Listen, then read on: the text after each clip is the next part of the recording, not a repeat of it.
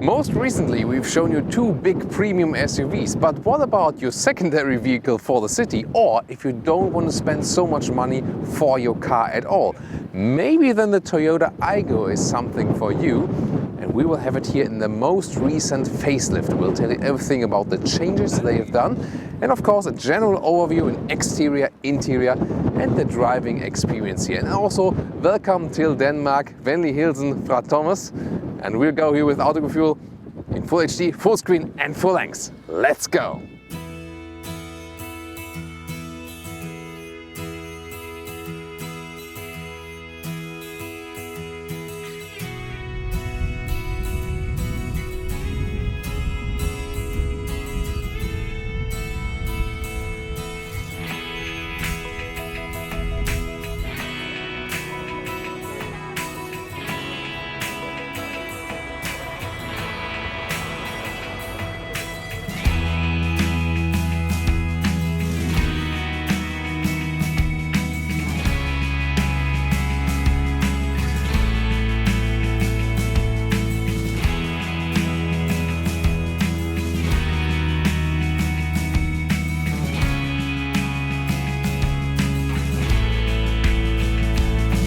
The Toyota Aygo is built in the Czech Republic since 2014 together with the Citroën C1 and the Peugeot 108, so three siblings basically, but each have their own specialties. The Aygo somehow looks the most fun, I would say, especially now with this new front, which had this X shape before, but more pushed inward with more black elements. Now it's more pushed outward with a more three-dimensional effect, and you can still see this X shape right there. What do you think? And also those headlamps, they are drawn horizontally in a very modern shape. And by the way, what means Aygo? It means I go. That's where the name is derived from. 3.45 m or 11'3" is the total length of the Toyota Aygo, so a very tiny car indeed. That also accounts for this very short turning circle, 9.6 meters. Rim size start with 14-inch steel. Those ones are the optional 15-inch aluminum, and they look actually quite nice, especially to their very strong red color. It's basically a very simple design. Not really a one-box design, but almost. And we have optional also 5 doors, €350 optional. Otherwise, you can also just leave it with a 3-door version. This one, of course, makes it more versatile, especially if you want to mount child seats in here. So it is a very round shape overall, and you can see it creates a somewhat flying roof because this area here is kept all the way in black shades. This creates this visual illusion. Looking at the rear, the Aygo also has a very iconic shape right there. New taillights here. They are somewhat similar than the ones before, but just a little design change right there. And talking about the rear braking lights, well, too bad the AEB, the autonomous emergency brake or the city brake, is not standard equipment. €350 extra, or then included in the higher trims. And of course, one of the most important features of this car, the weight is just below 1 ton, so below 1,000 kilograms, so a very light vehicle. So under the hood here, just one engine available, a 1-liter 3-cylinder engine here with 72 horsepower now since the facelift, 3 horsepower more than before. Well, that doesn't sound like too much, but 0.4 is the acceleration now better, 0.4 seconds, now than at 13.8 seconds. Not fast at all, yes, not a motorway racer, but you got a little bit more punch than before. And one interesting thing is you start base with a manual gearbox, and you'll also have a lower consumption then if you want more comfort, but then also have a little bit higher consumption than the one we tested today with the automated manual transmission.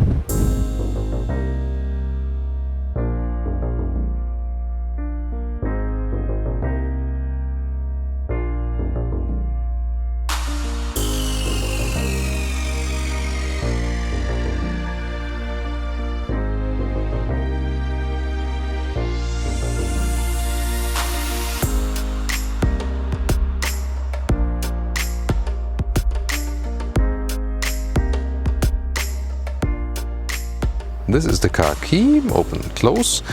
But you can also use here the keyless entry function to open or close the vehicle right there by pressing it. And well, the door closing sound is really, really simple. But then again, it's also a cheap car. Then also door inside all hard plastic. Everything should be just robust. Some spot, you know, put phone or some sunglasses here, maybe also smaller bottles. And then we can see that design-wise here, some red elements fit the exterior color. That's, I think, nicely done. Then we get one element here with the steering wheel and the dashboard with the instruments. I'll soon show you that, how that changes. And some very attractive gray fabric seats with, see here, contrasting colors. I think really nicely done. Also offers enough of room, manual adjustment, and with integrated head restraints. So it already looks a little bit sporty. And now let's step inside. And it's really easy entry. The door also opening very wide. And actually you got a surprising seating position because it looks really tiny on the exterior, but it's actually quite okay. I can go with the seat a little bit lower if I want to, but I like to have it a little bit higher that it, you know, turns a little bit forward in the angle.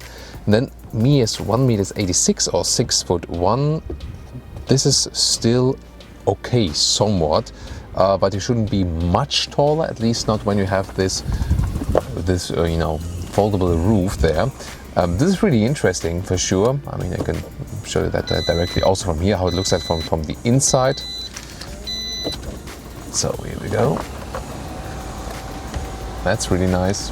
And it really makes this tiny car somewhat convertible alike. Of course, you still have those 8 pillars, but I mean, that's such a wide opening. We also saw that in the C1, the Citroën. This is such a great feature for this vehicle. I really love it. One thing with the steering wheel here though, it can only be adjusted in height like this, and then you see that the whole cluster moves.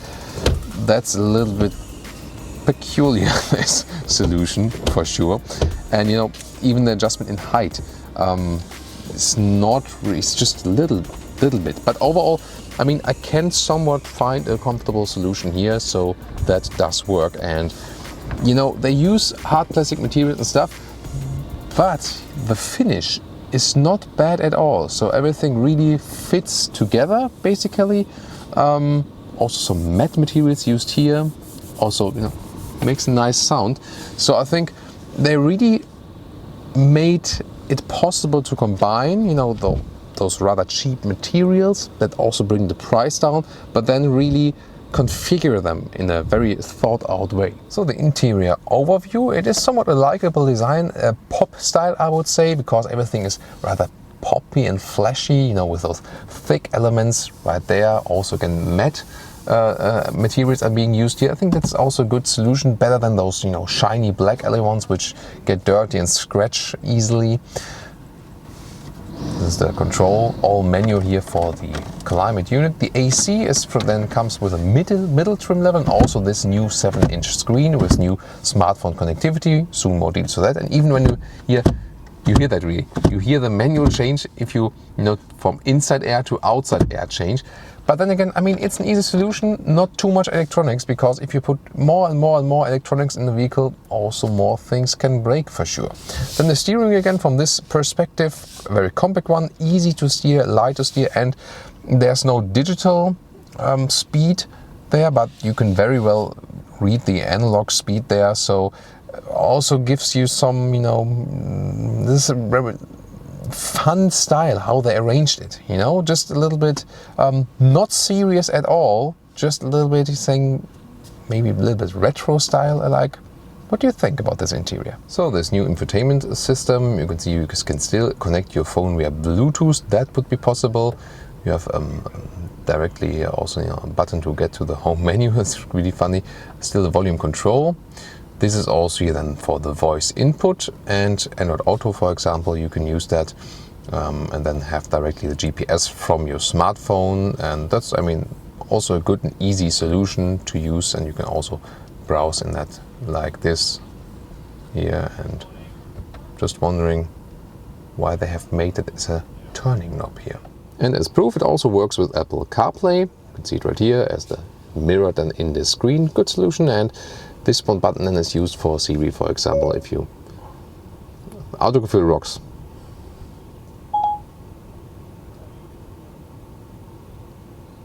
Maybe the internet connection is not too good there. Otherwise, Siri would have directly said, yes, I agree. Two more things about this infotainment system. First of all, the rear view camera, which is nice to have, but then again, not really a must-have for this vehicle. And the resolution is not too good, but of course, it does the job somehow. And interesting, and not good here for Denmark, Sweden, Norway and Finland. If you turn on the light, which is usually a nice function, because the car knows, oh, it's night, and then I make the infotainment screen dark. But since in those Nordic countries here, it's mandatory to have the daytime running light, of course, I can't see anything anymore when I'm driving at daytime with the lights on. So you can see how that automatically changed when I changed the light, you know, from the full light and to no light. But maybe, or I hope at least, maybe they will change it in a Denmark or Sweden spec of this vehicle. And in the lower part, there's a 12-volt power supply, which you can, for example, use an adapter for 2 more USB slots, or just pull it out, whatever. And then, yeah, this adapter here is maybe not the most suitable one.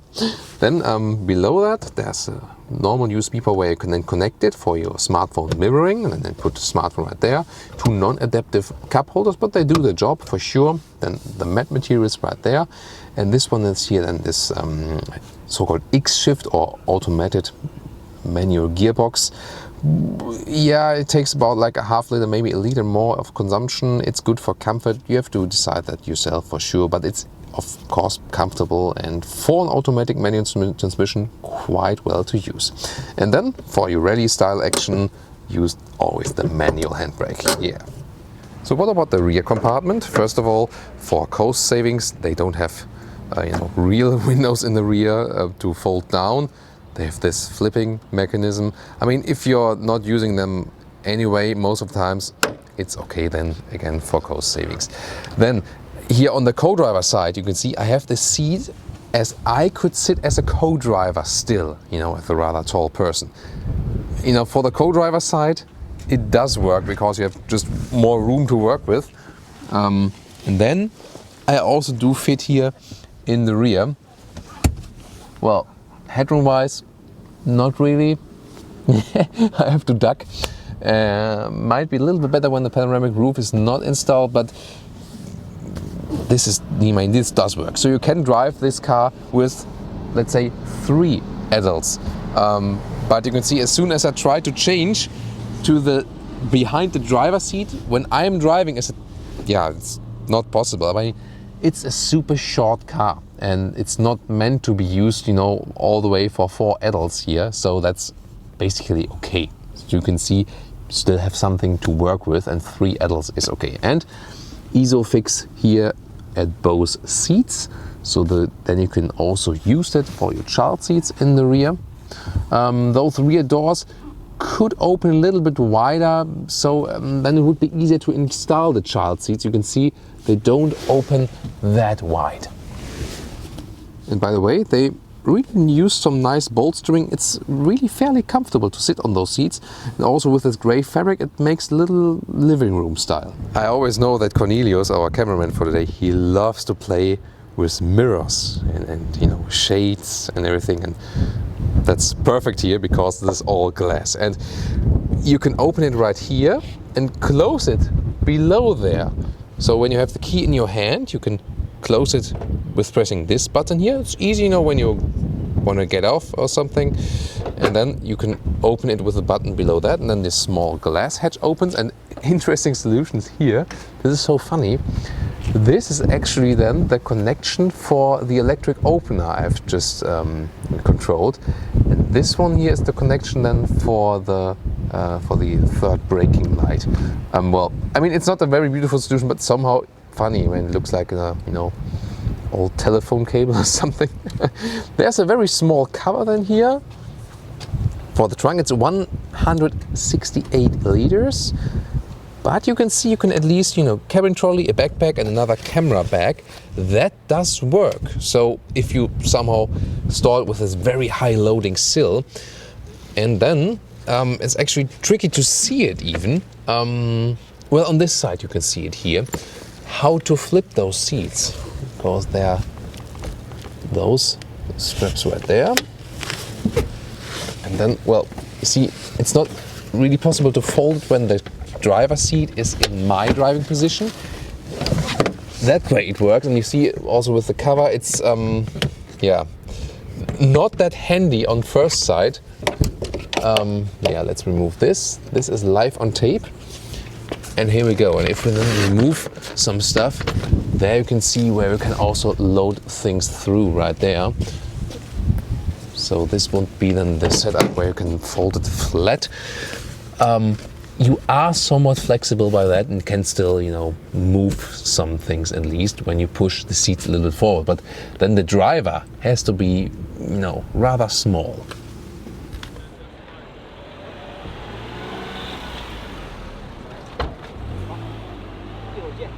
So let's go with the driving part, Thomas's driving lounge, and here with the optional automatic gearbox. So you just have to put in the gear and start driving, and that's of course quite comfortable.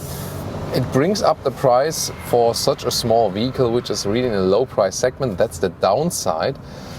But then again, if you really want more comfort and you know you're not shy to invest the extra money, can be a useful option, especially when you are in the city and often have traffic jams, stop and go, then of course it really is a relief to have an automatic gearbox. And we'll start a little bit here in the city. You've seen we already have opened the roof, which is really nice on a sunny day like today. That was green, right? Hard to see the traffic light really. Because, you know, I'm actually a little bit too tall for this car. We've seen it initially, so really have a hard time checking the traffic lights. But maybe next time I look out of the open window, maybe that comes a little bit handier. You know, as long as you drive very slowly with this automatic transmission, you don't feel the transitions that hard. But if you push it a little bit more, we'll soon show you that, then you really feel it. And you can actually feel the car changing the gears, so it is noticeable. But as I said, when you keep it a little bit slow, and that's actually no problem. Also, we'll test out how fast we can go with this open roof. That's now 70, but now we're also going on a motorway. And so far, I mean, it's very easy to control car. It's a very soft steering. Now we have about 90 kilometers an hour, and now it gets really loud here. So 90 is maybe the maximum I would drive. Above that, it rather gets uncomfortable. I mean, sunlight is still nice, but the wind noise is of course still there. But the good thing here is, even if we're at a higher speed, we can easily close it. That's of course then the advantage if you compare it, for example, to to a real convertible. So now we have the roof closed, and then it's basically a standard noise insulation for a very tiny car. Nothing special, so I mean here at 100, 110 kilometers an hour, it's getting quite rough and noisy in here. But you also have to understand the price segment. So yes, it could be better. It's also a soft top here. It has a couple of layers, but I think the biggest wind noise also coming here from the A pillars actually. So I mean, those cars are not really motorway vehicles, but that's also not what they are mainly thought for. Of course, it's good to experience it, and it's fairly stable. The steering is not really direct here now, so it is quite windy today, but I don't get the most comfortable feeling when I'm going left and right. So the steering feels a little bit too soft for that, but then again, it's also primarily thought for the city driving, and there it's doing a good job because you can really easily turn that. As for the overview, I mean, it's a short car and you look to the rear and see everything perfectly. You know where the car is ending, left and right side of the mirror. that's really the big advantage. You're always in control, even if you don't have abundance of assistance systems. You just know where the car is in front and the sides, and that's of course also somewhat a relief when you don't have to care about that. As for the seating position while driving, of course again it's not really meant for the tallest drivers, but if you then compare it to some of the small car segment vehicles, to this mini or micro segment here, those cars here usually have a more clever seating setup and seating position, and indeed they are usually a little bit more comfortable for taller people than the segment above that, because in the small car segment you have a rather conservative building style, and here the seats are a little bit more upright, and that helps you also with the long-term comfort. So for example, I also prefer the Volkswagen Up if you compare it to the Volkswagen Polo for the long-term comfort, as funnily as it sounds. And maybe the same could account here for the Aygo versus the Yaris.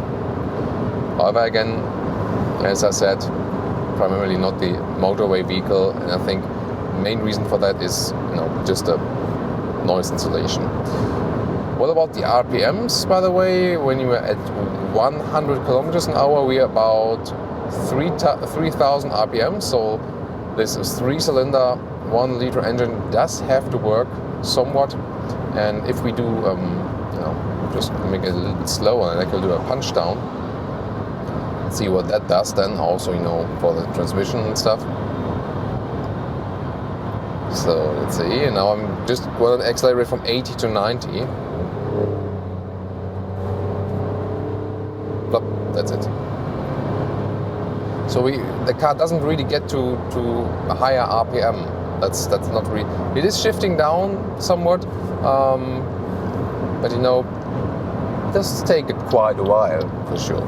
You can also use this shifting pedals here at the steering wheel. Go back manual then here. Third. Beautiful landscape here. And then,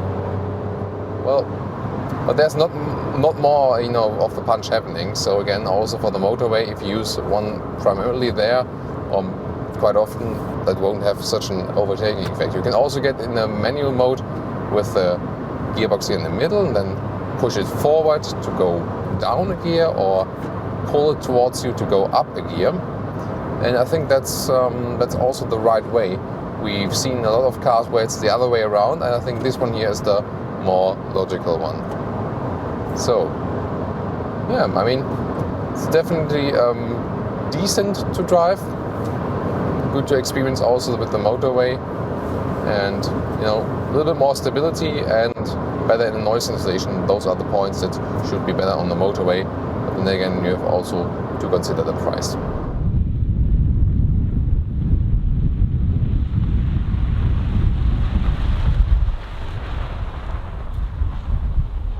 So now from standstill, acceleration.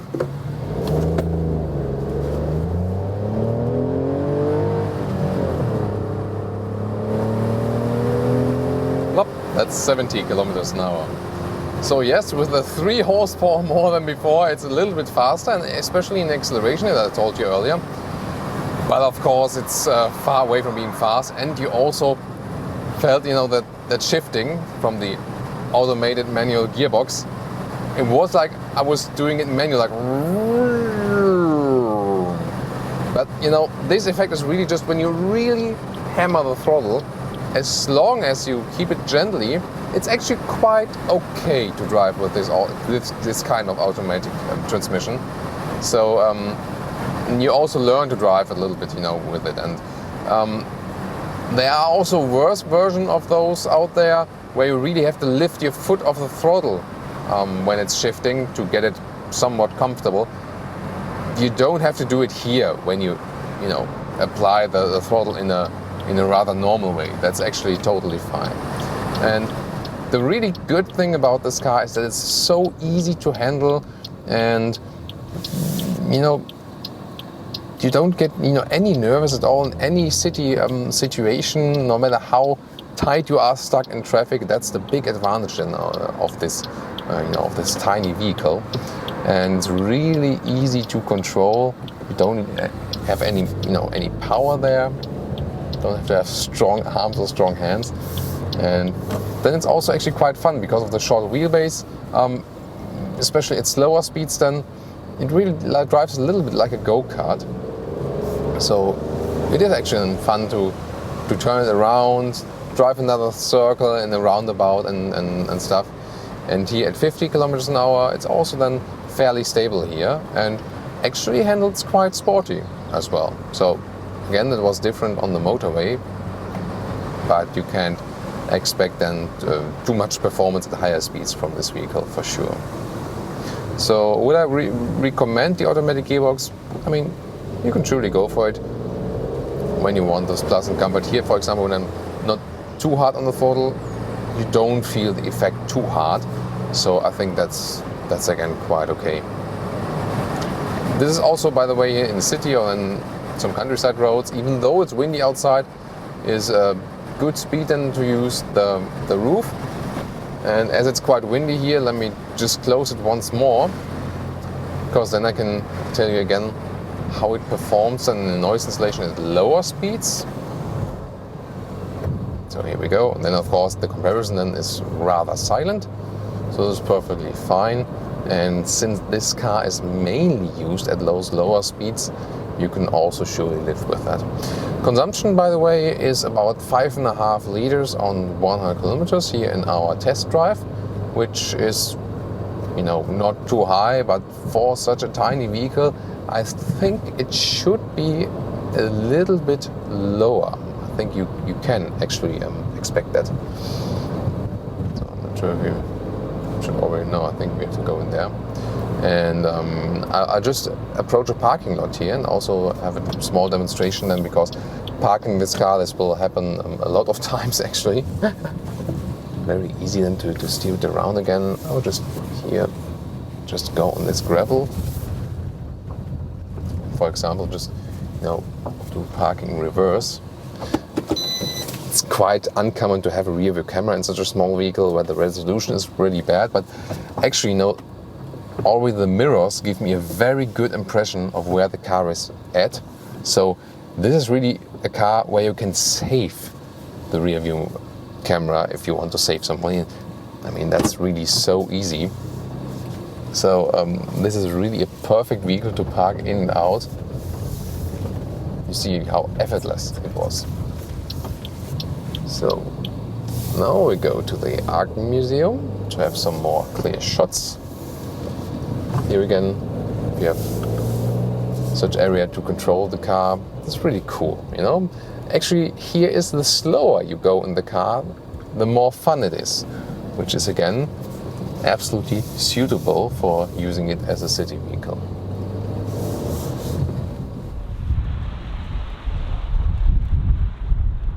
And now to our conclusion for today with the Toyota Aygo. Here with the facelift, a more three-dimensional design, overall a very funny and friendly design for sure, and also one of the main reasons why people go for this very vehicle.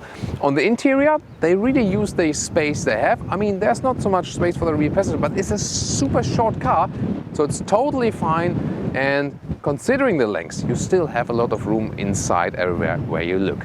Also, the seats are reasonably comfortable, especially considering the size. Again, also for tall people, no problem actually. Good updates with the infotainment systems now you have there. And also that you get a little bit more punch while driving. It's really fun to drive, especially when you go around in the city. It's very easy to handle car. And the pricing is actually also quite decent, between 10 and 15,000, depending on the trim you actually go for. But what do you think? Tell me your opinion in the comments, and also tune in next time to Autogefühl.